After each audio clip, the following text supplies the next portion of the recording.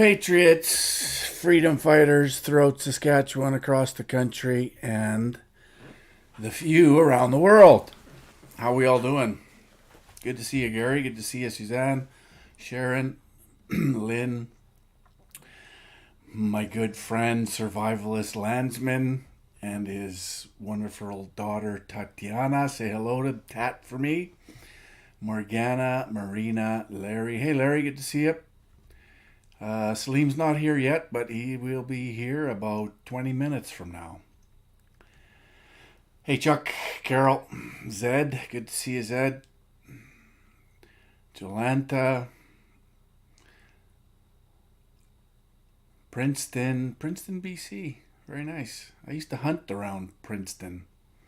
I got a deer around Princeton one year back in the day when I was living in Maple Ridge. Hey, Kathy. So, Davos 2023 is in the books. Lots of good footage came out of there.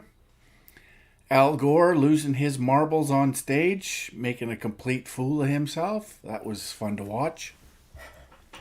And tonight we're streaming on 4 Facebook locations: YouTube, Twitter, Rumble, and DLive. Hello, Rumble. Hello, DLive. Unfortunately, those folks don't take part in the chat that we see. So that's unfortunate, or that I see. And we're also streaming to TikTok. Hello, TikTok. Good to see you on my phone. So, yeah, lots to wrap up, lots to talk about this World Economic Forum in Davos. Hello, Dominique. Good to see you. Al Gore looked like Alex Jones in that clip. Yeah, a little bit. Sounded a little bit like him, too. Yeah. Al Gore's getting a little long in the tooth. Sounded a little crazy. Yes, Tatiana, it's about time you showed up to one of my live streams. Good to see you. Someone summoned me. I bet he did. Hey, Lorraine. So, yeah. Hello, Jolanta. Lots of deer. See them in town like Prince Rupert. Yeah, no kidding. Lower Mainland rocks. You know what? I was more than happy to get out of the Lower Mainland. I spent 4 years there when I was working at the Joint in Maple Ridge, and I was going to transfer to the new Joint that they were planning on building back in the day, but it got scrapped.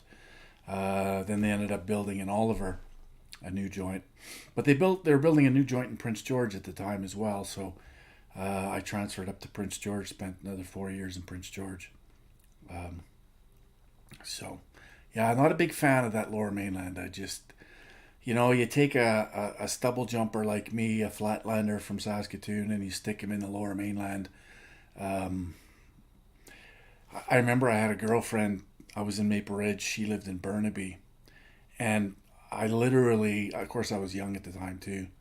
I would pick up a 6-pack of beer just to make the drive from Maple Ridge to Burnaby, late afternoon, rush hour. It was insane. Way too stressful for me. Too many people, too crowded, just not for me. So I was more than happy to move up to Prince George and into the bush. And of course, 4 years later, I ended up moving back to Saskatoon. So I was just talking about that with my wife, actually, because I had this thing, and it drove me crazy, the amount of money that BC cost us on a monthly basis, just for insurance, just for everything, and the taxes.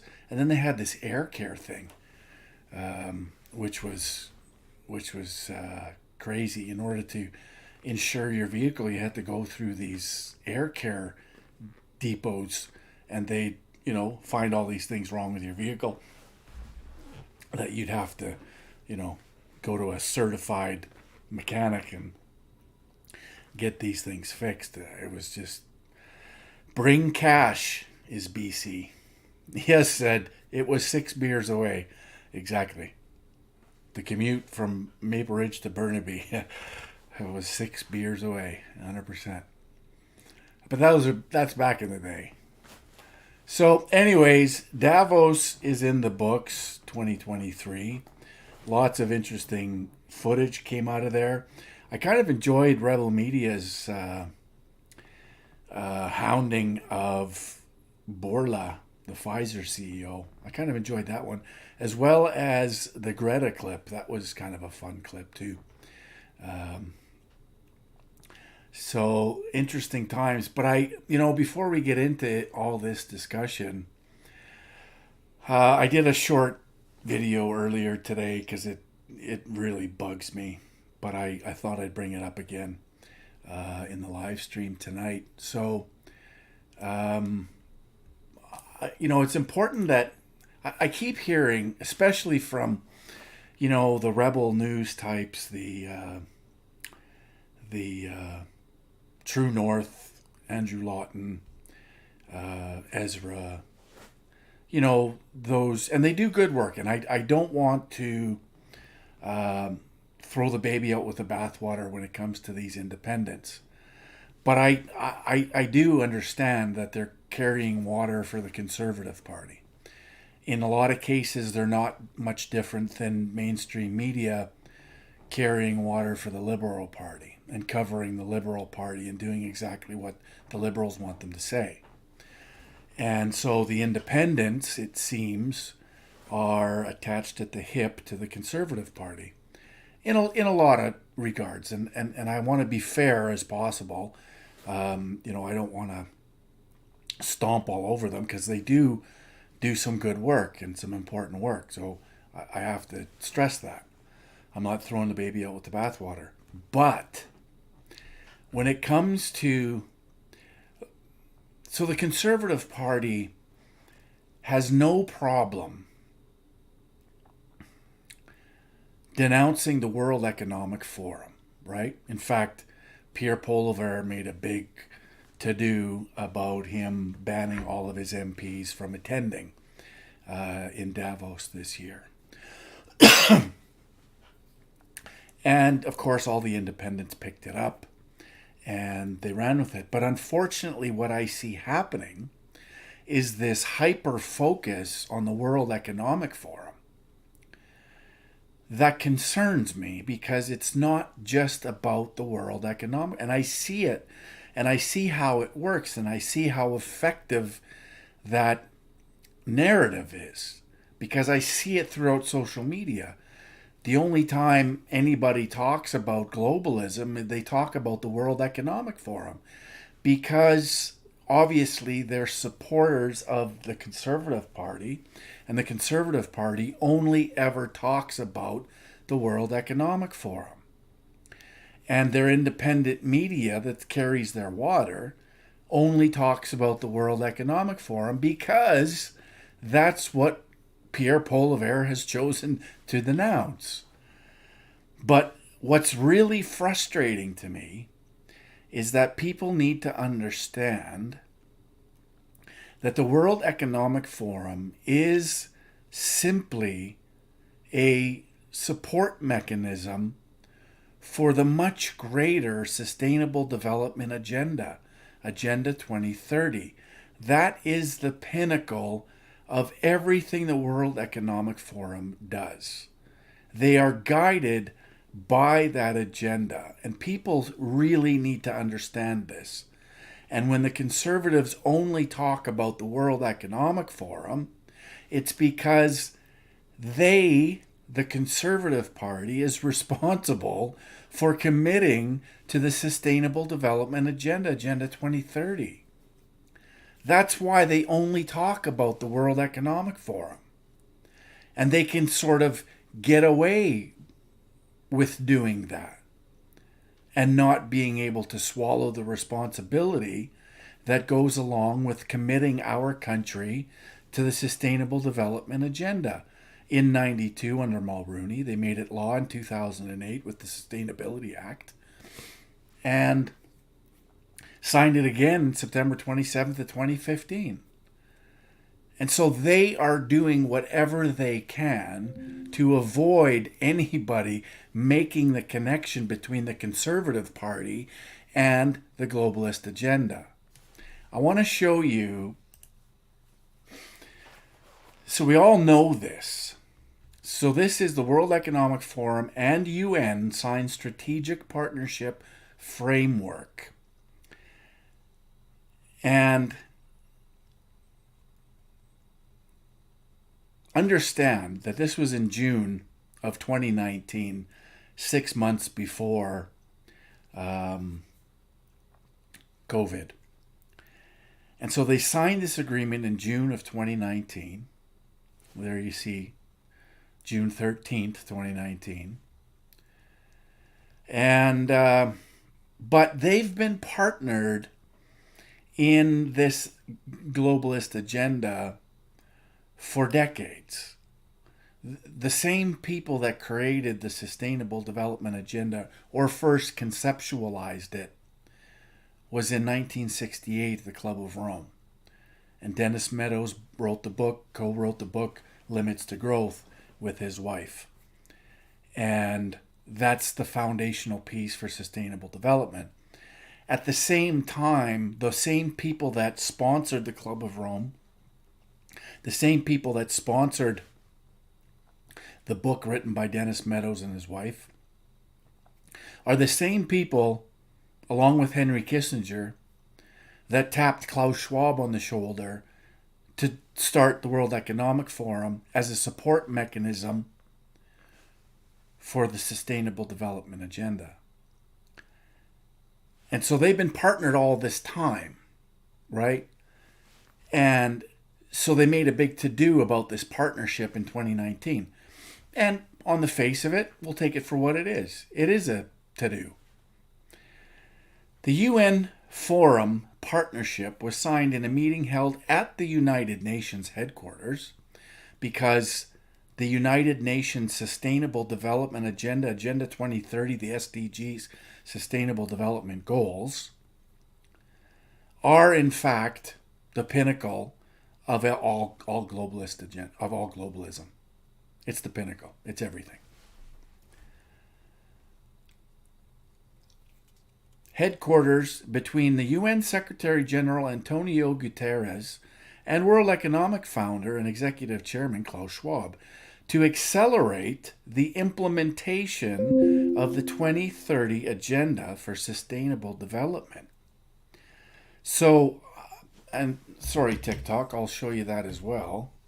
That's what we're referring to. This is just an article on the World Economic Forum website that shows us that partnership. So they partnered to achieve the goals of sustainable development, right? And it's the UN isn't supporting the World Economic Forum. It's the other way around, and it's really important that people understand that the pinnacle to all of this is right at the UN, at the agenda. And this is the World Economic Forum agreeing to partner to accelerate the implementation of the 2030 Agenda for Sustainable Development. The partnership identifies 6 areas of focus: financing the 2030 Agenda, which we know they're financing it through a carbon tax and carbon pricing scheme. We know that. Climate change, health, digital cooperation, gender equality, and empowerment of women, education, and skills to strengthen and broaden their combined impact by building on existing and new collaborations. The full partnership framework can be found here. So I'm going to put this into the chat, and you guys can go through it yourself. I don't need to to go through all of it. But there's a couple of key points I want to point out.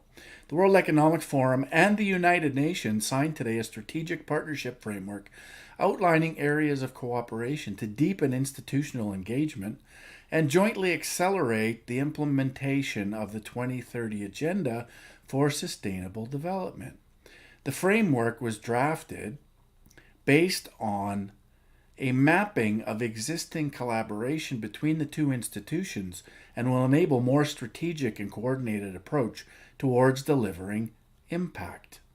The UN Forum Partnership was signed in a meeting held at United Nations headquarters between Secretary General Antonio Guterres and World Economic Founder and Executive Chairman Klaus Schwab. Meeting the Sustainable Development Goals is essential for the future of humanity. In actual fact, it does the opposite. And stay tuned for the production we're putting together, myself and 3 others, where we go through each one of these goals and how each one of these goals is going to affect every aspect of your life negatively. It's going to destroy us as a nation, our sovereignty, our prosperity, our way of life, everything we cherish, our freedoms, our liberty, equality under the law, prosperity, and it's going to destroy all of those. The World Economic Forum is committed to supporting this effort and working with the United Nations to build a more prosperous and equitable future, says Klaus Schwab, World Economic Founder and Executive Chairman. The new strategic partnership framework between the United Nations and the World Economic Forum has great potential to advance our efforts on key global challenges and opportunities, from climate change, health and education, to gender equality, digital cooperation, and financing for sustainable development. Rooted in UN norms and values, the framework underscores the invaluable role of the private sector in this work and points the way toward action to generate shared prosperity on a healthy planet, redistribution of wealth, in other words, just to translate that for you, on a healthy planet while leaving no one behind, said Antonio Guterres. So I don't need to go through any more of this, but this is why I'm concerned that our independent media that is so favorable to the Conservative Party of Canada never discusses the Sustainable Development Agenda, the SDGs. Now, I shouldn't say that. Sheila Gunn Reid actually did a short bit on the SDGs a number of years ago. So, I don't want to completely... I don't want her to completely be thrown out, because she has covered it, but it's been a very long time. Nobody in the independent media circles talk about what really needs to be talked about. And so that's why I'm concerned. And it's up to us to force these independent media outlets to talk about it. And we have to call them out on social media. We have to, pressure them to start talking about the SDGs, the Agenda 2030, and what the pinnacle of all this is. It's not the World Economic Forum. That's a support mechanism for this overall agenda. So why aren't they talking about it? Well, they're not talking about it because the Conservatives are responsible for it. So if Ezra or Sheila or anybody else at Rebel or True North, Andrew or anybody there, were to talk about it, another shill that has completely gone south after taking his payout is Brian Lilly. Brian Lilly used to actually talk about the SDGs quite a bit. He used to talk about the UN agenda. He's completely shut it off. He doesn't talk about it at all anymore. And they need to. Regardless of the focus that it's going to put on their precious Conservative Party. Because sooner or later, we have to hold them accountable for committing us to this agenda. I mean, after all, it is their responsibility. They are the ones that did it. So, hang on, I just got to send Salim a link. All right, done deal. So, so I wanted to address that first off the hop here tonight because they have to talk about it. And so I'm going to put it out there to Ezra and to Andrew and to all the others. If you're interested in discussing the pinnacle of the globalist agenda, Agenda 2030, the SDGs, I'd be more than happy to come on to your shows and have a discussion about this agenda, the pinnacle of globalism, the number one reason our country is swirling the bowl at the moment, and why there's an attack, and why Pierre Poilievre is agreeing to a carbon-free future, and why Michelle Rempel is traipsing around calling everybody haters who's critical about drag queens reading to kids. It's all related to this agenda, all of it. So is it that the Conservative Party is still committed to it? Yes, they are. Pierre Poilievre won't even acknowledge it. He won't even recognize that it exists. He just tells everybody he has no idea what it is. And all of the provincial premiers do exactly the same thing. They play stupid. Oh, I don't know what that is. I've never read it. Yeah. Hogwash. They know, and they're fully compliant with it, which is why the Conservatives are running around saying the things they're saying, because they are committed to it.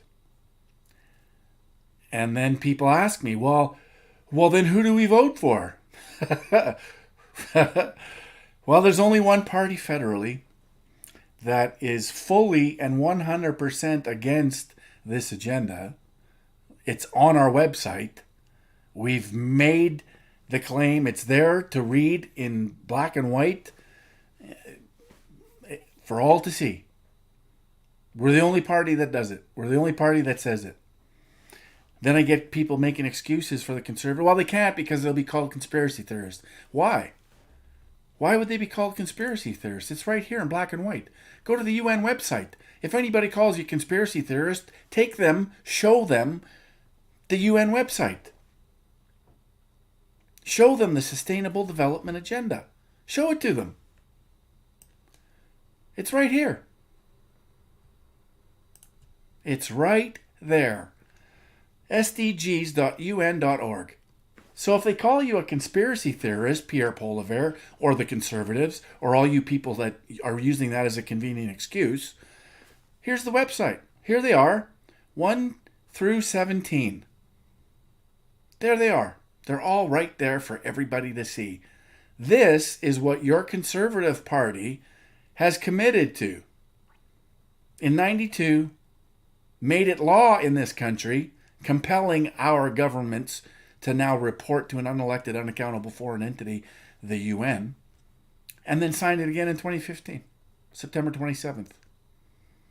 I mean, it's right here. It's not a theory.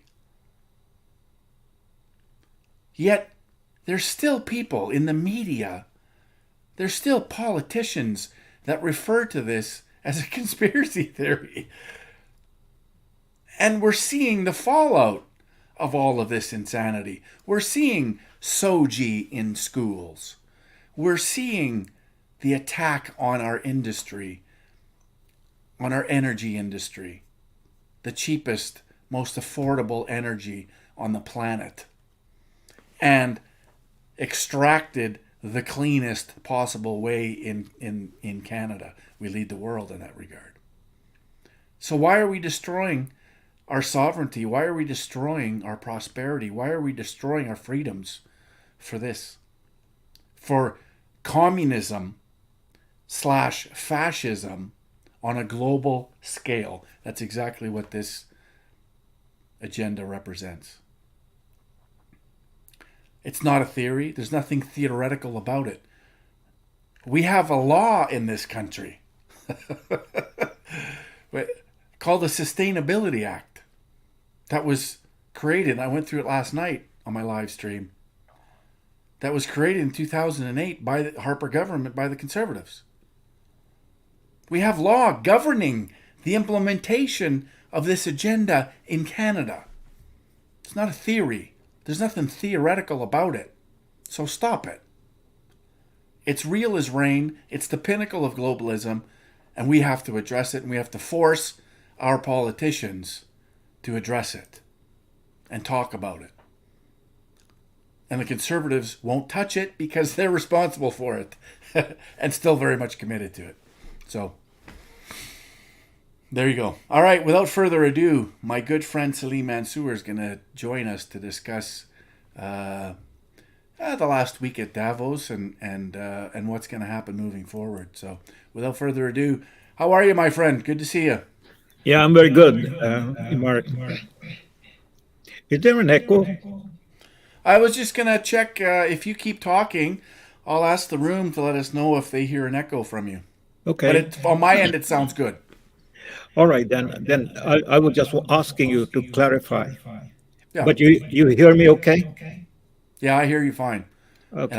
I'm not picking up any echo at all. Zed says a few people are saying there's an echo. I'm not sure why. Neither am I. Okay. So you began talking about, I believe, the World Economic Forum and Davos 2023. Yeah, let me just try something here, Celine. I'm going to switch my microphone over to another setting, and you guys let me know. Celine, keep talking a little bit, and we'll Yeah. see if we can fix It, this. I I don't know if there's an echo or if it's coming through, but you had mentioned that just last time when we were. So you have to confirm. Apparently, we still have an echo. We have an echo. Okay. Still echo. Still echo. I'm going to take out my external speaker and let's see if that does it. Okay. No, there's still an echo.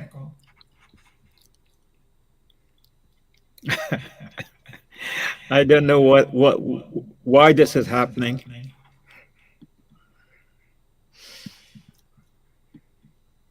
Yeah, I guess I can still uh, mute me when you're talking. So we'll fix it that way. Okay, but my volume is okay on your side. Yep. Okay. Yep. So yeah, I mean this 2023 um, Davos meeting, I believe, has come to an end, and we can make an assessment of what this year the Davos meeting was all about. Um, there have been a number of major issues, both inside and outside the Davos forum, that we can touch upon very briefly, and also put this particular meeting in perspective of the larger events taking shape in global politics, which is, of course, the war in Ukraine, which is now a full-fledged US-led NATO war against Russia. Russia is not fighting Ukraine. Russia is at war, or rather, the West is at war, collective West is at war with Russia. And that going to have a profound effect going forward, in my view, on the World Economic Forum and what about it. So, yeah. What are your thoughts, Mark, to begin Yeah. with? So I think it was a bit of a gong show, actually. I saw Al Gore and his crazy speech on stage there the other day. He looked unhinged, and I think obviously by design he's trying to proclaim this crisis that's they're manufacturing out of thin air. So they're trying to impress upon everybody that's watching that it's this emergency and this crisis. But I mean, at the end of the day, I think everyone sees through it. And then we saw, Albert Bourla, the Pfizer CEO, getting questioned by Ezra, which was kind of fun to watch. Of course, he didn't answer any questions. Why would he? And then when Greta Thunberg was chased down by the same people, and that was somewhat entertaining as well. But so I think all in all, it's going to be perceived as a bit of a gong show. I think they failed at what they were trying to do. You know, and that's with the critical thinkers in our country and people that appreciate the truth. There is a segment of our population, obviously, that will buy all of what they were selling, hook, line, and sinker. So, I guess it depends who you're talking to, how this whole thing worked out. But from my perspective, I saw it as one big failure and farce, quite honestly. Yeah, I think you are pretty much on the mark. Um, the people who came to the 2023 Davos meeting um, is in itself an instruction of what is happening. There was no head of government or head of state participating in that discussion. Of course, we were represented. That is, we mean Canada was being represented by Chrystia Freeland. Um, but I did not see. You can correct me if I'm mistaken. I did not see any heads of government from any of the G7 country present. People who were present were either former politicians like Al Gore or Tony Blair, um, but there was no Macron there. There was no Olaf Scholz there. Or was Olaf Scholz there? I'm not quite sure. The German Chancellor, um, but the British Prime Minister was not there, and I don't think 90% of Canadians will be able to mention the name of the British Prime Minister. Um, the New Zealand Prime Minister resigned before the conference, before the World Economic. That is Jacinda Ardern. So she's out. So she was not there. I don't think the Australian Prime Minister was there.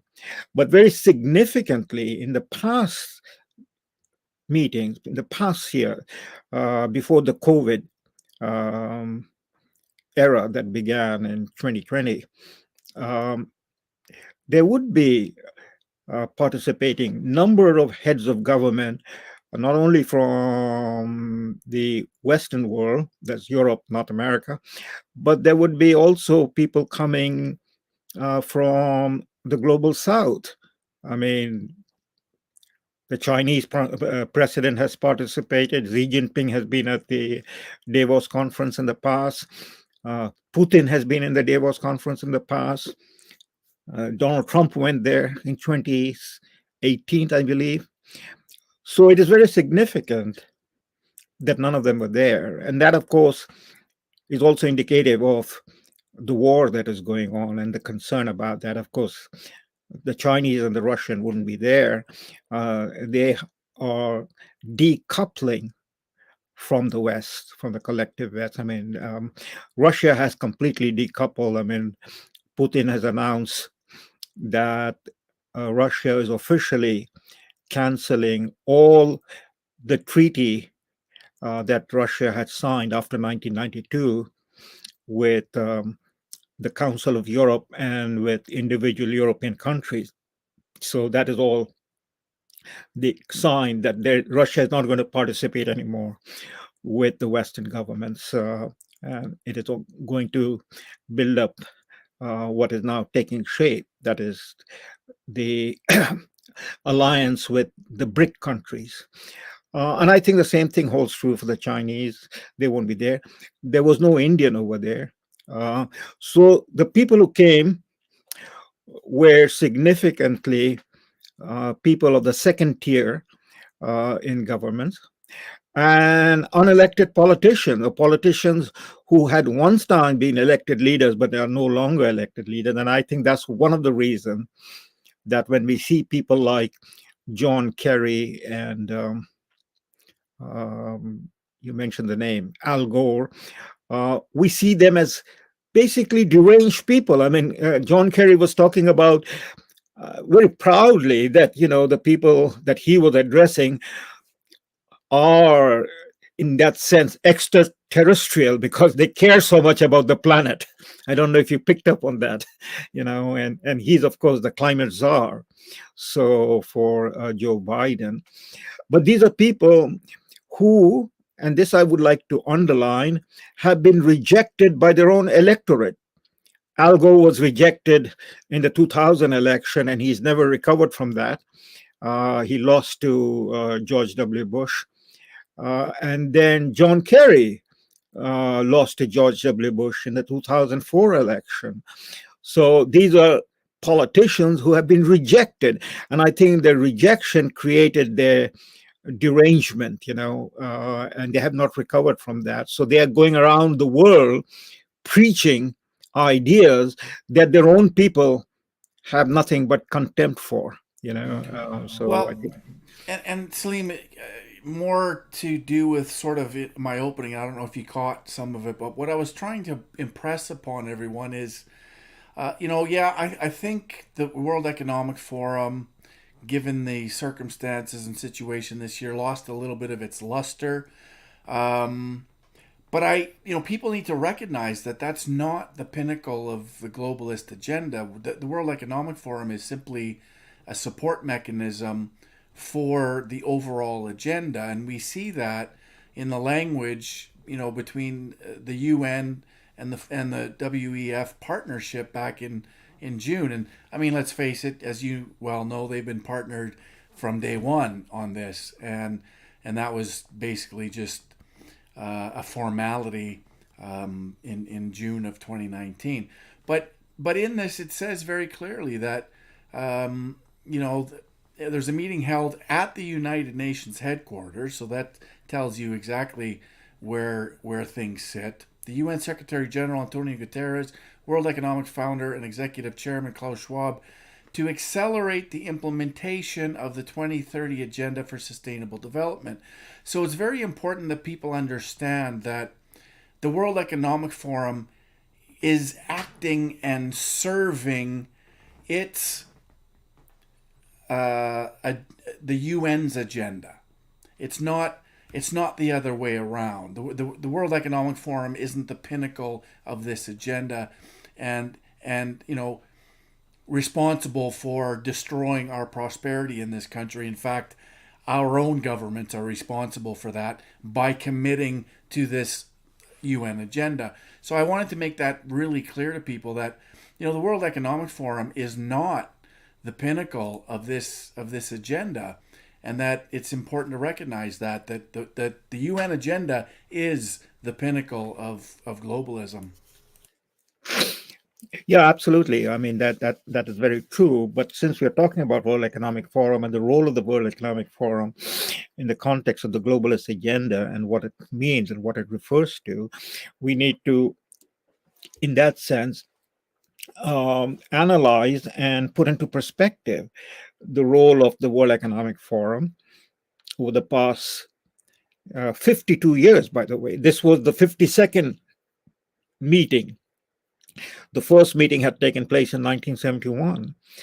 And Klaus Schwab has been the CEO of this forum for 52 years. So if you go back, Klaus Schwab was a young man coming out of Harvard, where he had come to attend the uh, business program that he wanted to do. He got a background in engineering, and he was taking on business so that he could run his family business. Um, and there in Harvard, he was picked up and groomed by people like his mentors, Henry Kissinger, Herman Kahn, John Kenneth Galbraith, Zbigniew Brzezinski. and that these were the people who were the drivers of the Council of Foreign Relations, the Trilateral Commission, the Rockefeller Foundation, and so on and so forth. And these were the globalist platform or globalist institutions, going all the way back to the Woodrow Wilson election in 1912 and in 1916, which is the progressive agenda. So um, the Klaus Schwab led World Economic Forum was created as a networking instrument for the globalists, and that's what he did. He brought together in one place. Again, it would not have happened if people like Henry Kissinger and others were not on board. I mean, the very first conference, I believe, was addressed by Henry Kissinger. And again, Henry Kissinger is almost 100 years old now. This year, he will be 100 years old. He was addressing the World Economic Forum on the Ukraine war. He has flipped now. What he was saying a year ago about the Ukraine war, he has now changed his position. That means, again, this is an indication. It means that people like Henry Kissinger are the voices of the powers to be that manages them, the Rothschild, the Rockefellers, and so on. They don't appear on the platform. They are the masters. Then you have the first tier of representation of these people, and those were the people who ran the governments in the Western countries. And I'm talking about Henry Kissinger because he was one of the more prominent personalities in this period over the last half century in global politics by being the National Security Advisor and Secretary of State in the U.S. administration of President Nixon and then President Ford. So that's the thing, and the World Economic Forum facilitated the job that was given to them by the globalists to bring together from around the world people who they would be able to handpick and groom to be the next generation leader. Leader in the sense they would be the peon, they would be the stenographers of the people who actually hold the power, the bankers, the industrialists, and so on and so forth. So in that context, what I would like to say, Mark, and make a prediction tonight, and you check me and hold me on to that prediction a year from now, 2 years from now, that the World Economic Forum, because of the events that have happened over the last 4 or 5 years, or going back to the election of President Trump in 2016, the World Economic Forum has reached the peak of its performance and influence, and from now it is on its decline and will very rapidly become a nobody. Going to phase out. Possibly it will phase out once Klaus Schwab steps down, or he's called home by Lucifer to go into Dante's Inferno. So that will happen. And it will happen within the next few years. But the influence of the World Economic Forum in terms of it became the clearinghouse, the talk shop, the grooming center of the ideas of the globalists and their agenda. And who were pushing those agenda was the member states of the European Union, correct? I mean, it was the European Union members. And of course, Davos is in Europe, it is in Switzerland. So principally, very important, principally it was the Germans. The Germans were the powerhouse in the European Union, the powerhouse in European politics. It was the economic power, the financial power, the industrial power. And I'm almost speaking in the past tense. It was the power. and Germany is now being destroyed. This is So the change is taking place. So the European, remember in the 2018, that was before COVID, which marked the 100th anniversary of the end of World War One. There was the Berlin Conference. I've spoken about that on this platform, so I'm just recalling it for you.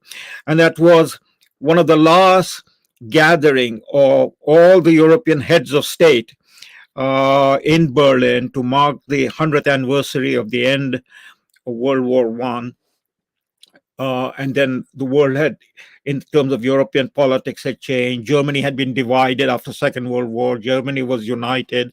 Angela Merkel was the chancellor, and it was her last major presentation. And it was in that conference that when Angela Merkel very clearly stated that the European countries have to basically, if they're still holding on to the sovereignty, they have to give up their sovereignty to the European Union. It's the end of sovereignty.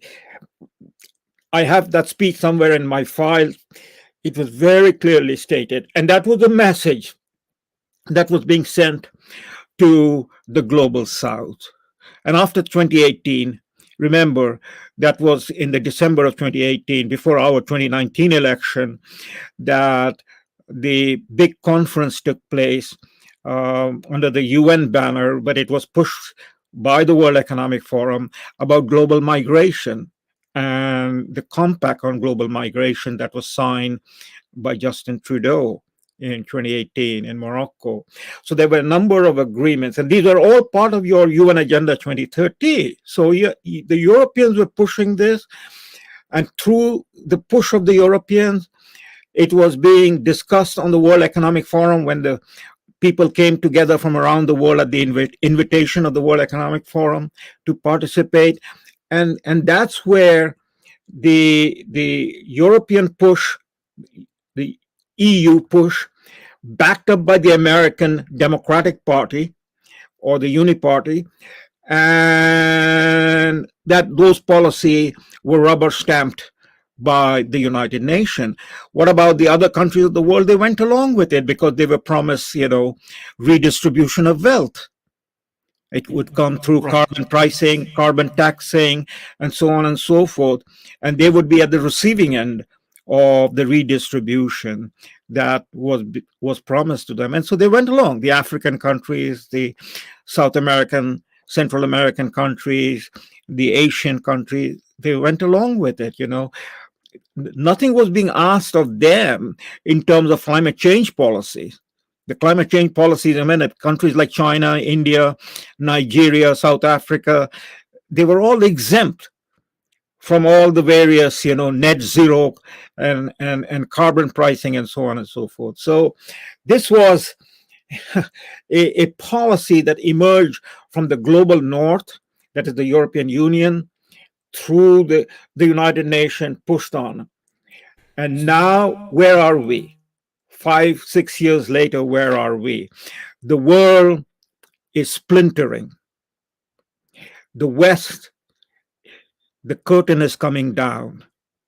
The unipolar system, that is what the Americans are fighting for and trying to protect and defend, in which the Europeans are simply a vassal of the American power.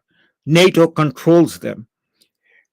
That is now being challenged and is breaking apart. And at the World Economic Forum this past week, there are a number of things happen, and that's what leads me to make the observation that the World Economic Forum has reached the peak and it is in its now terminal phase. Sorry, go ahead. I want to show. There's people in the chat asking if Klaus actually showed up, and yes, he did.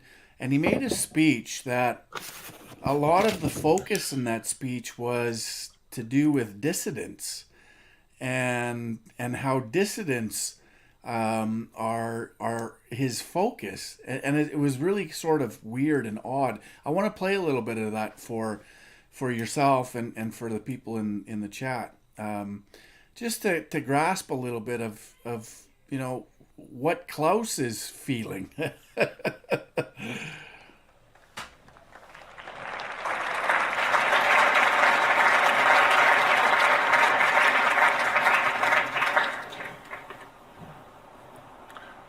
Thank you, Angelic and Amen, for this musical opening of the meeting. Your Royal Highnesses, Excellencies, distinguished heads of state and government, Excellencies, dear partners and friends of the World Economic Forum, a very cordial welcome to the 2023 annual meeting.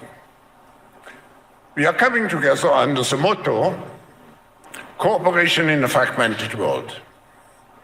At the beginning of this year, we are confronted with unprecedented and multiple challenges.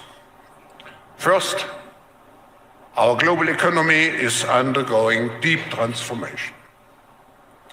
The energy transition, the consequences of COVID, the reshaping of supply chains are all serving as catalytic forces for the economic transformation. And everything that he mentioned was orchestrated by them and other actors. And the hotspots of this geo-economic remodeling are high inflation, increasing interest rates, and growing national debt. This is particularly hurting low and middle income groups. It is exacerbating societal fragmentation. Second, the geopolitical system is also undergoing deep systemic transformation. Internationally, we are moving to what some people would call a messy patchwork of powers. There are superpowers, emerging powers, middle powers, regional powers, rogue states, and also large corporate and social media powers, all competing increasingly for power and influence. As a result, the trend is again moving towards increased fragmentation and confrontation. Thirdly, our generation has reached a turning point, confronted by truly existential problems: climate change, exploitation of nature, nuclear, possible incidents, or even wars, extreme poverty, and viruses. They all can lead to an extinction of large parts of our global population. And we have... So, the extinction of large segments of our population. I mean, everything that he's talking about are things that they created. And so when you stack this up to what their overall agenda is, when we listen to Dennis Meadows speak about, population reduction and depopulation from 6-7 billion to 1 billion, he's essentially confirming it for us.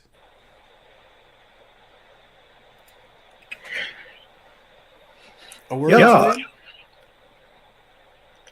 Am I still muted or?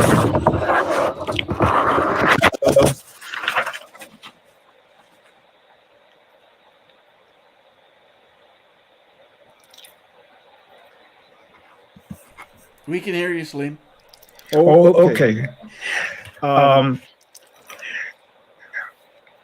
Look, what I was saying is what Khrushchev says.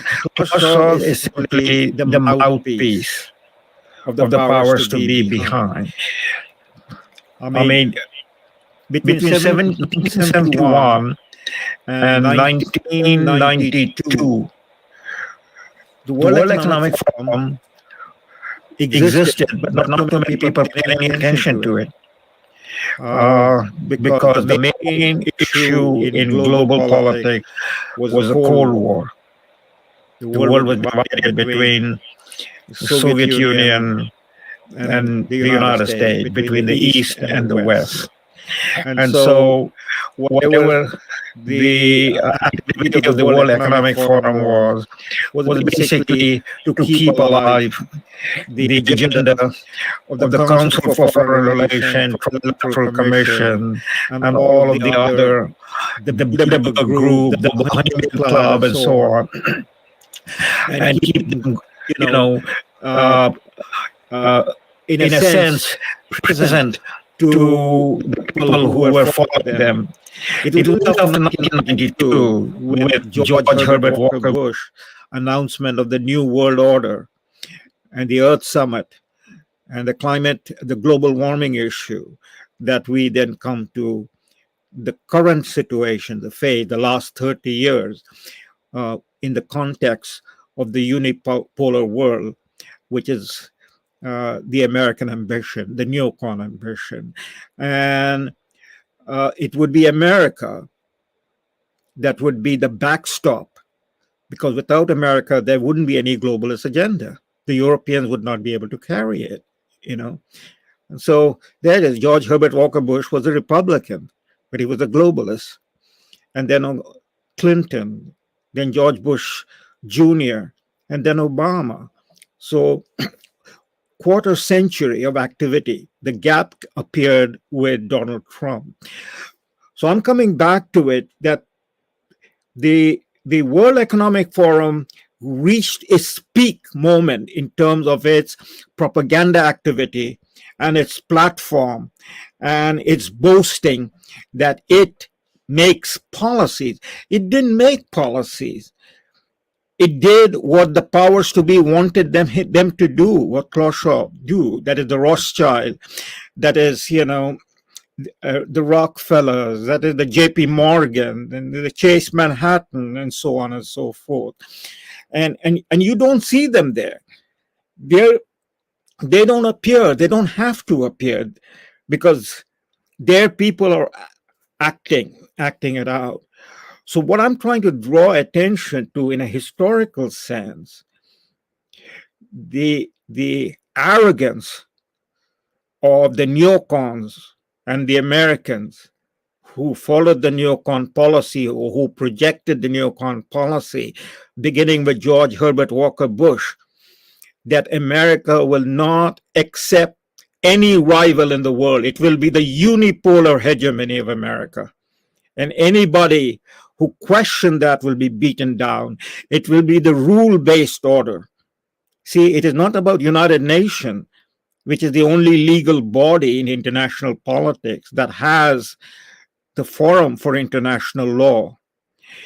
So it is the rule-based order. It was the rule-based order that is the UN Agenda 2030, because there was no opposition from 1992 onwards to the rule-based order, which was carried through the World Economic Forum and pushed through the European Union and rubber stamped at the UN agenda, at the United Nations Forum, because the Soviet Union no longer existed. The Warsaw Pact countries no longer existed.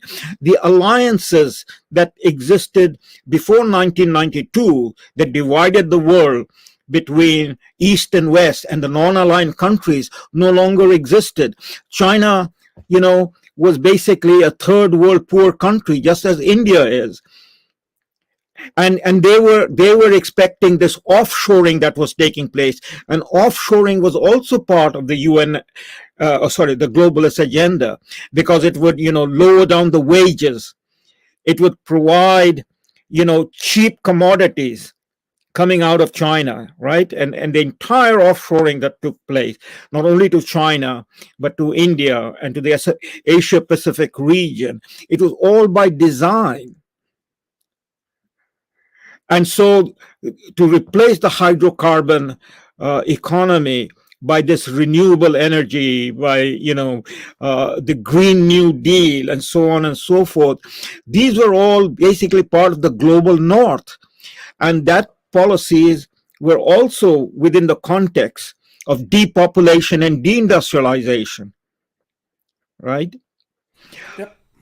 The thing that has happened now, uh, what happened at this World Economic Forum, there were two or three very important things that happened that I don't think our media has paid any attention to it. Number one, the finance minister of Saudi Arabia, there was no crown prince or the king attending. It was the finance minister who attended.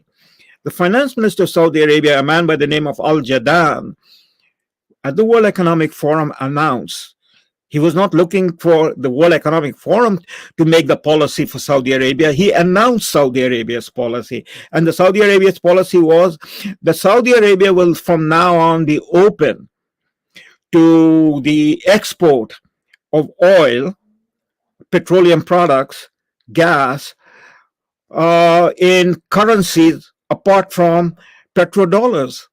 That means Saudi Arabia was now going to trade with China, with Russia, with India, and with all the other countries of the global south in their currencies. And they're going to build up an alternative currency to the petrodollar. So this announcement is so significant. It would not have happened a year ago. It did not happen 2 years ago. It is happening now. It is a result of the war that began in Ukraine. And what is significant is that the petrodollar arrangement that came into being in 1973, in 1971, Nixon went out of the gold standard in the context of the Vietnam War. And in 1973, United States and Saudi Arabia partnered together that all hydrocarbon purchase would be made in US dollar. And so the world, all the countries around the world had to buy US dollar or invest in US Treasury bills to be able to do the trading. That is coming to an end. That is the unipolar moment that is coming to an end, you know. Then there was the announcement,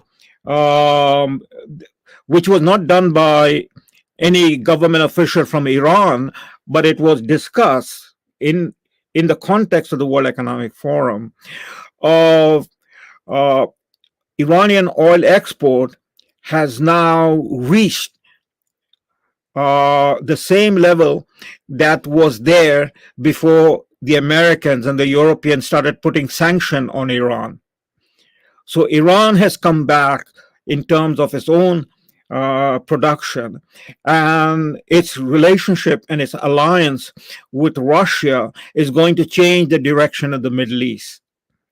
You see, those two announcements were extremely significant in terms of global politics, because what it signifies is a whole number of major countries, major in the global south, are now recalibrating their foreign policy, their geopolitical interests away from the dominance of the Anglo-American power.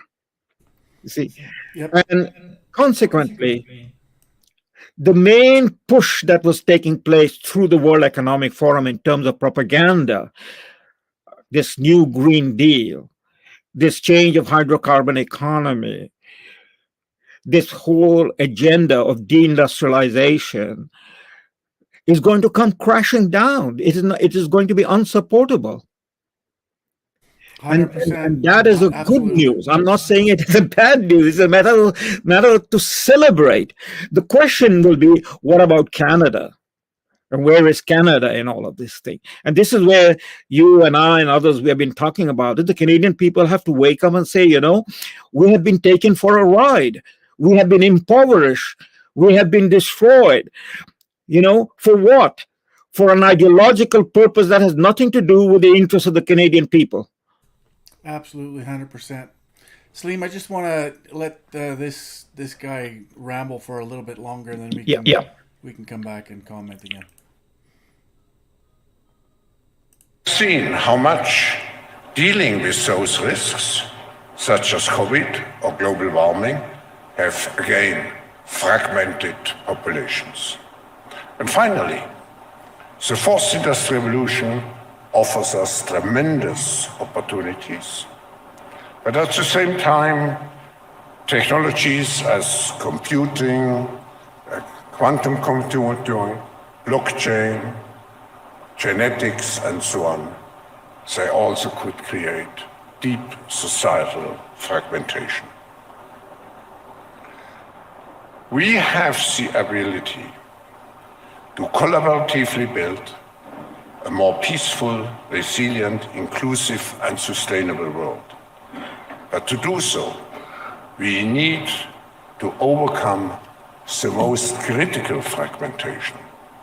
And the most critical fragmentation is between those who take a constructive attitude and those who are just bystanders, observers, and even go into the negative, critical, and confrontational attitude. But the spirit of Davos is positive, is constructive. It means investing into a greener and therefore more sustainable economy, investing into a more cohesive society by providing everyone with the appropriate skills and opportunities, investing into the hard and soft infrastructure that modern societies require. And here in Davos, it means, despite all those challenges, it means particularly investing in the spirit and the practice of solving problems through mutual respect and cooperation. We believe that we can do it, that through collective responsibility, innovation, human goodwill, and ingenuity, we have the capacity to turn the challenges into opportunities. Ladies and gentlemen, I have now the great pleasure and honor to introduce Alain Berset, President of the Swiss Confederation.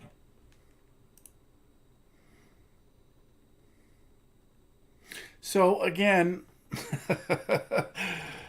the world according to Klaus, and everything that they need to destroy, i.e. the values of Western civilization, to achieve this collective resolve, this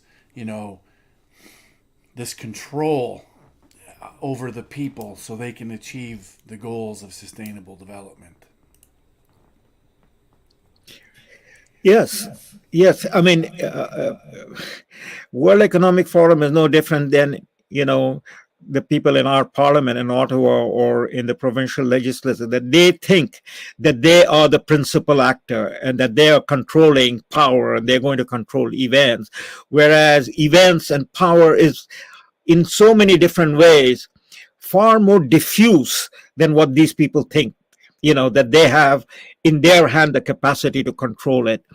And this whole notion that people are robots, which is basically what the big guru of Klaus Schwab, Yuval Harari, keeps talking about, computing power, data, and the ability to hack human beings. They're going to put chips into our body, they're going to control our mind, and we are just robots. This arrogance, where does it come from? It comes from the whole fundamental godless culture that they have adopted. So they themselves are God. They are somehow immortal, that they somehow control the world and everybody. 8 billion people on this planet are going to bow down and say, you, my Lord Klaus Schwab, you, my great guru, Yuval Harari, and all of these people, Al Gore and John Kerry, you are our master and we will follow you. And they forget, or they never learned that history is far more complex, far more complicated. you know, and we individuals have a choice. And maybe we in the north, in the global north, to some extent, in some of the cultures like Germany or France or Britain, and to some extent, or to great extent in Canada, especially central Canada, we have become, compliant to our political bosses, because we've had a good life. We have really had a good life when you think about it in global terms. That's why people wanted to come to North America, wanted to come to Canada, wanted to go to Britain from the global south, because the global south, and this is not talked about enough, for the last 80 years or more, that is from the time of the end of the Second World War, has been on the receiving end of the brutal exploitation by the global north. You see, and after all these many decades, the global south is coming back on its own. They are becoming much aware of their own culture, their own history, and technology and education is not only limited to one part of the world, it has been truly globalized, so there is going to be more and more resistance to the agenda, that is the UN Agenda 2030, that is the World Economic Forum. And that resistance began in so many ways right here in the global north with Brexit, with the election of President Trump in 2016, and then the arrogance of the Obama administration and the Uniparty to dictate to China and to Russia. In the case of Russia, it was the eastward expansion of NATO to dismantle Russia, to bring about regime change. And they thought that they will not meet any resistance. And to the surprise of everybody, that is the people in power, they not only met resistance, all their calculation has backfired. I think it's interesting to point out too, Salim, that as what you're saying and the global south sort of coming alive and denouncing this globalist agenda because they understand it, it's they want their sovereignty. They want to make decisions that's in their own best interest around the world. Of course they do, as most others do. But what it's going to do, I think, is that imbalance is going to expose politicians like Trudeau, political parties like the Conservative Party in Canada, the Republicans, the rhinos in the States, the Democrats, and throughout Western civilization and throughout the First World, it's going to expose them, because all of these decisions that they've been making for a number of decades now is all going to work against our prosperity and our way of life, and they're going to be held accountable for it, and we're going to see that happen. We're going to see that come to fruition. Yes, absolutely. I mean, that's going to happen, and that's why Ukraine, the war in Ukraine, becomes, in a sense, the centerpiece of what is happening at this moment, at this time in world history. And to understand that, remember, wars are, in the sense, markers of transition from one system of political power to another system of political power, in terms of distribution of power, in terms of balance of power. The collapse of Soviet Union in 1991 was the end of the bipolar world, remember? And so that's the moment when, George Herbert Walker Bush and company started, talking about the unipolar world. That's the arrogance of the neocons. Unipolar, one center. But anyone with a sense of history knows that at no point in the world has there been only one power that has dominated the world, whether it was a lack of technology of course, Alexander the Great tried to conquer the world, but technology was not there, and so on and so forth. So taking Alexander the Great as one, in going back to the ancient world, and then coming into the modern world, the rise of the British Empire. But the British Empire was not a unipolar empire. There were others. There was the French Empire, the Spanish, and so on and so forth. And then within which rose the American Empire, and also the rise of Russia as a power, and then communism, and so on and so forth. So this idea that America would be the unipolar power was one of the most arrogant idea that was pushed by the neocons. And behind that idea came all the idea that they would be able to, that is the progressive ideology, that they would have one center, that would be the UN, I go back to Woodrow Wilson, the League of Nations, that would then make the law. There will be no sovereignty, there will be no borders, and, it will be the great power that will decide, and it will decide to depopulate the world, to deindustrialize the world, to redistribute whatever they want. They're going to do that. Well, it is extremely arrogant, and really without a whole lot of foresight or understanding of geopolitics, because there are 195 nations in this world, and most of those 195 would like to determine their own destiny and would like to control their own, progress, if that's what we want to call it. And so it's very short-sighted, it's very arrogant to think that somehow you're going to be able to corral all of these 195 nations into agreeing to a certain number of people's agenda and then control those nations through that agenda. It's extremely arrogant. Yes, Mark, and the most important thing about being in touch with reality is to have a sense of history.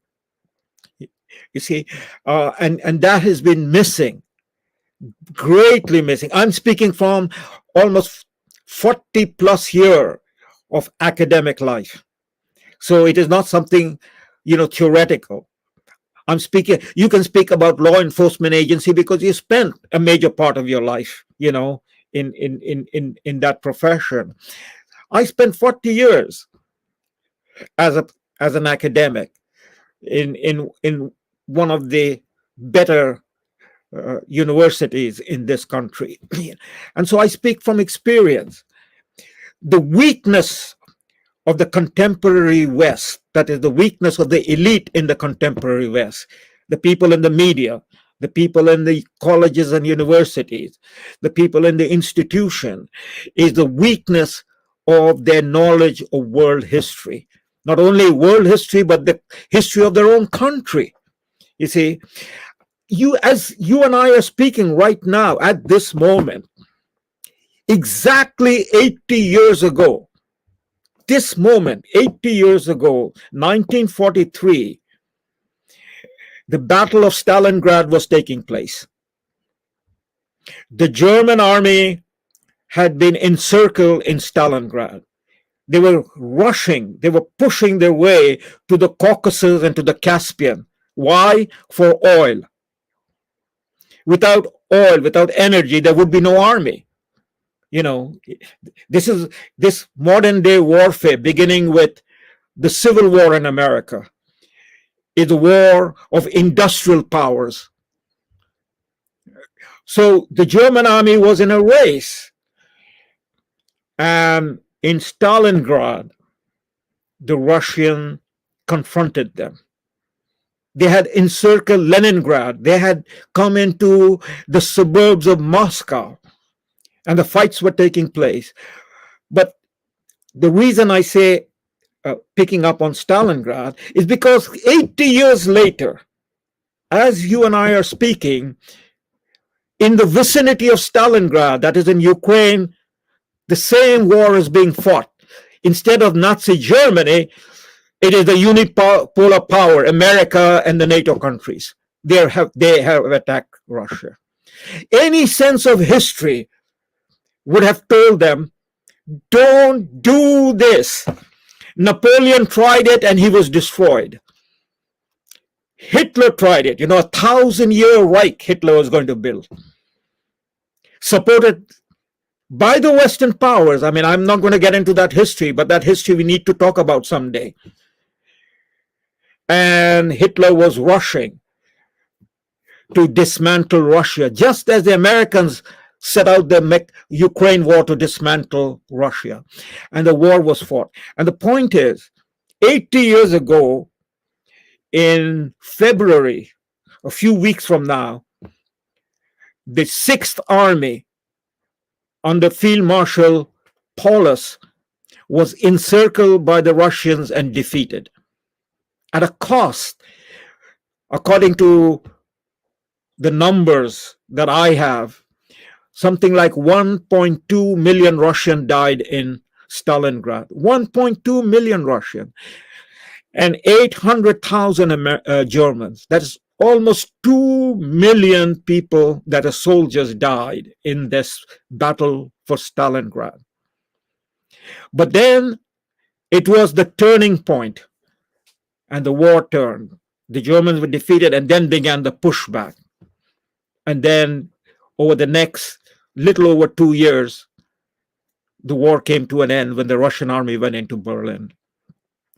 And the point to take away is that the powers at that time, particularly Britain under Churchill, thought, once the war is over, the world will continue in its own way. British Empire is there.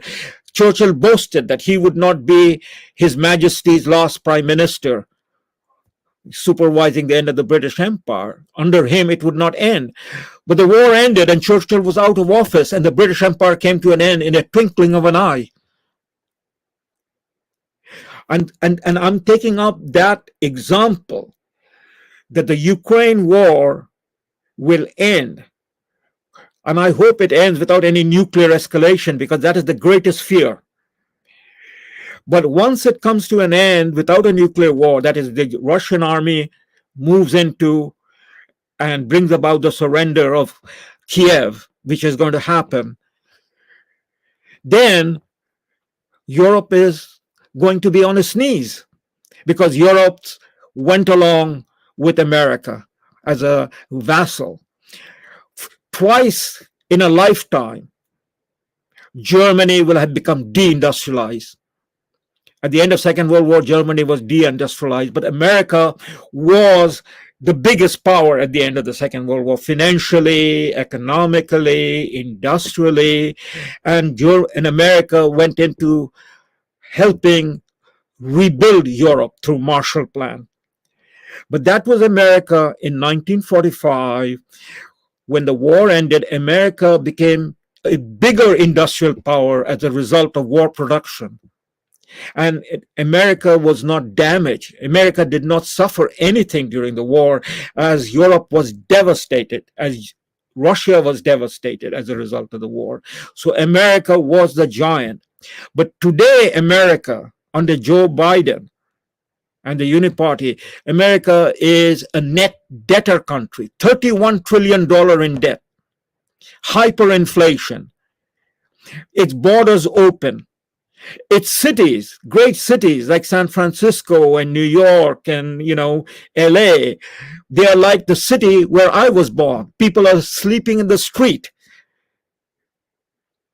So it has become, parts of America has become third world country. And the technological power of America is no longer a monopoly of America. It has been offshored. Science is now globally available. The Russians are now demonstrating their capacity, despite the sanctions, their capacity to manufacture whatever they need. They're self-sufficient. The Chinese are going to be self-sufficient. But the Indians are going to be self-sufficient. So what I'm trying to say, it is a very interesting point in time we are talking about. All the assumptions in 2018 and 2019, that is before the COVID, are all gone through the window. Now we know that COVID was a war against your own people.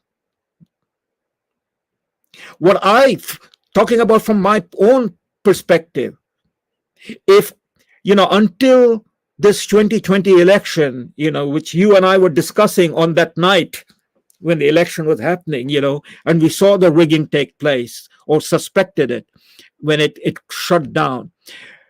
Before this election, I never paid attention in the sense that I didn't go down the rabbit hole questioning JFK's murder or 9/11, because I didn't want to believe that a democratic government would be attacking its own people and massacring its own people. Now all that doubt is gone. The scale has fallen from my eyes. I'm questioning everything, and I don't think I'm alone.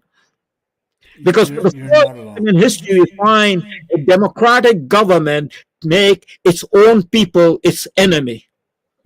100%, very well said. And Salim, I think as part of the exposure that all of these people leading us to our demise will face, and as we go through this process, I think self-sufficiency, self-reliance, not only down to an individual level, but I think at a national level, I think that's where we're headed. And I don't necessarily mind that. I don't necessarily, and at the end of the day, the world is still going to need the resources that we have plenty of. And so, as we go through this, I think we're going to come out at the other end in good shape. As long as, we keep doing what we're doing and we keep educating people so people understand what's at play and what's happening. I think at the other end of this, once we've gone through the pain that's ahead of us, we come out the other side, I think, in much better shape, proving that all of these globalists, all of these sellouts, are exactly who we said they were, right? Yes, absolutely. And I will add to that. I mean, there's so much more to add, but I will add this to what you just now said. There is a deep awakening that has taken place and is taking place. And I emphasize the word deep. People who are waking up by questioning everything that has happened to them, not only over the last few years, but through their lifetime, particularly the Americans. And you can see how desperate the people in Washington is. Now they're trying to get rid of Joe Biden by the very example and attack that they did on Donald Trump, with all this document and everything, when they hid all of them. But now they're using the same argument to get rid of Joe Biden, and that will happen.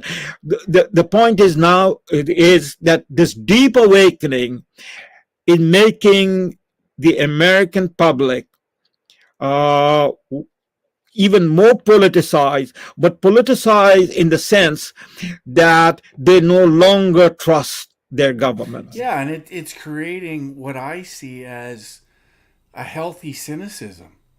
And people need to have that cynicism because their governments and their representatives are just that. And so people need to have those scales coming off so they can see what their governments have done to them. They're responsible for the deaths of hundreds of thousands of people. Millions. We are not talking in six figures. We are talking in seven around the figures. world, millions, yes. Yeah. Yes. So it's tens of millions of people, and the excess mortality, excess death is only beginning to count now. It is going to escalate.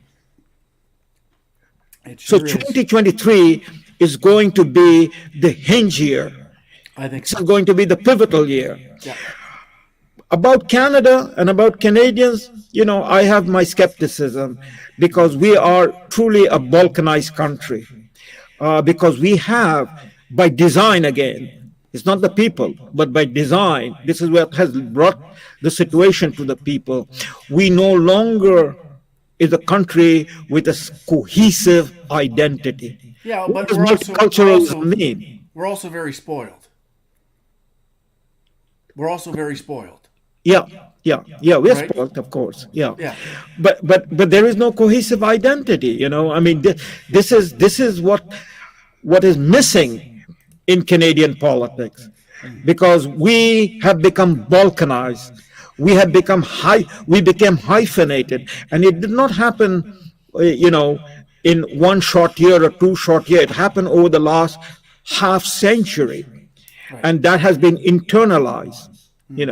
So where there is that sense of a cohesive identity, which is in the rural Canada, as you and I have spoken about it, Yeah. it is there we hope the changes will come. Yes. Voices will emerge, and people will ask those fundamental questions about Canada and about Canada's national identity. At the end of the Cold War, that is the collapse of the Soviet Union, there was a lot of debate about what will be next. And we all remember, we all know. I used to use Samuel Huntington's book with my students as a required reading. That is The Clash of Civilization. Right. Huntington's basic argument was that national politics will move away from national boundaries to cultural boundaries. That's the clash of civilization. So what is that is Canadian? What is our culture? What is our civilization? We have made our country a godless country. Yeah. We have attacked the fundamental founding values of Canada, or of the Canadian people, that is Christianity. We have terrorized Christians. We have attacked the fundamental foundational belief system, Yes. and that has to be rediscovered, because without it, there is no moral strength. 100%. Absolutely. There is no integrity. And you and myself, my friend, are playing an integral role in this, and we're going to continue to do it. And I think as far as tonight goes, we'll probably end it there. But Sure. there's others that are doing this work as well, and it's God's work, and reinvigorating, and re-educating people to understand that all of these values that we claim to cherish were founded on Christian values. We're founded, Western civilizations based on Christian values. And we have to go back to that. And we have to go back to, a sense of spirituality and reconnecting with, your spirit. And that's where the truth is. And, we'll get there. We're going through some pretty rough times, and it's going to get a little rougher. But, I think in the end, we come through this. But it's going to take a lot of work and a lot of energy on a lot of people like yourself and myself and others. Well, if you permit me, I would say this would be my parting word for tonight. We are in a very rough time. There's a war going on. We are in a sense in World War III, Yes, we are. but it is an all spectrum war. So there's a different dimension. There's economic, financial, Spiritual. bioweapons, and so on. So we are all praying that it doesn't escalate to the nuclear level. So we are in a very difficult moment in world history. But you know what, Mark? We are also very privileged to be alive, because if we come through this valley of death, we will enter a new age, Yes. a new beginning. 100%. And to be alive and to be in that some small ways instrumental in entering the new age, the deepening awakening that will lead to the making of the new age of greater freedom, greater respect, multipolarity, and so on, is truly exciting, and it's a privilege in that sense to be alive. And is. eternal gratitude to the good Lord to give us the chance to see that happen. Here, here, my friend. Thank you very much, Salim. Thank you, and good night, my friends. Good night. We'll talk to you next week. Yeah. All right. Bye Ciao bye. for now. All right. Another fantastic session with our good friend and national treasure, Salim Mansour. Yeah, very, very wise man.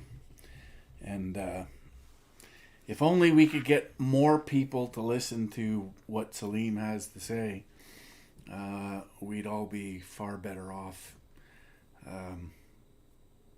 But, yeah. Anyways, that's going to be a wrap for tonight. Thanks for coming by. Thanks for sharing it out. And I do have that, you've probably seen on the bottom, to donate, info@ffcs.info. So this time of year is really tough on us because I have zero income coming in with the business because we're relatively seasonal. Get the odd job here and there. And I just got a massive bill for my StreamYard, $600. So that's why I popped that up. If and I know everyone's in a tough spot and things are tough these days. So whatever. If anybody can help keep the lights on for this show and what we do, that would be greatly appreciated. Again, whatever. I understand everyone's in a tough spot these days, so it is what it is. But whatever it is you can, it's greatly and enormously appreciated. Anyways, that's going to be a wrap for tonight. I truly appreciate each and every one of you. I love you. And globalism, bad. Nationalism, good. All right. That's a wrap. Ciao for now.